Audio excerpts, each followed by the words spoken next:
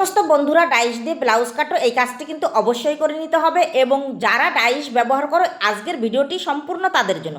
পেছনে দেখো, পেছন পাটটি কিন্তু আমি হাতে এবং সূত্রের মাধ্যমে কেটেছি, কিন্তু সামনের পাটটা কিন্তু আমার সম্পূর্ণই ডাইসে কাটা, এবং একই সাইজের ডাইস দিয়ে কিন্তু আমি 32, 34, 36 পর্যন্ত এদিক ওদিক করে কিন্তু আমি কেটে নিতে পারবো।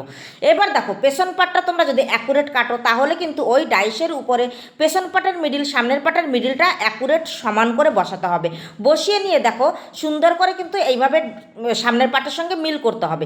আর দেখো, আমি সামনের পাটের নিচে বাড়তি রেখেছি, কারণ এটা পরবর্তীতে মুড়ে দেবো। আমি এইখানে কোনো দেখো পট্টি বসাবো না, তার কারণে নিচের অংশটিকে কিন্তু আমার বাড়তি। এইবার সাইডটা কিন্তু খুব সুন্দর করে কেটে নিতে হবে। তোমাদের আরমহলগুলি একটু সুন্দর করে মিলাতে হবে, কোথায় 19-20 আছে এইভাবে না মিল করে যদি তোমরা হাতা লাগাও, সেটিংটা কিন্তু একদমই ভালো আসবে না।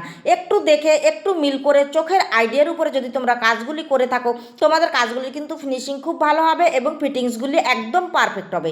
আর এই ভিডিওটি যদি দেখে দেখে করতে চাও, টাইম লাইনে শেয়ার দিয়ে রাখবে। এই ধরনের ভিডিও পেতে হলে আমার পেজটিকে ফলো করবে।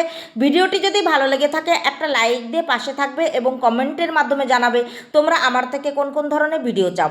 দেখো, একই ডাইস দিয়ে 32, 34, 36 অবশ্যই করা যায়। বাটিগুলি প্রায় একই থাকে, একটু 19-20 থাকে।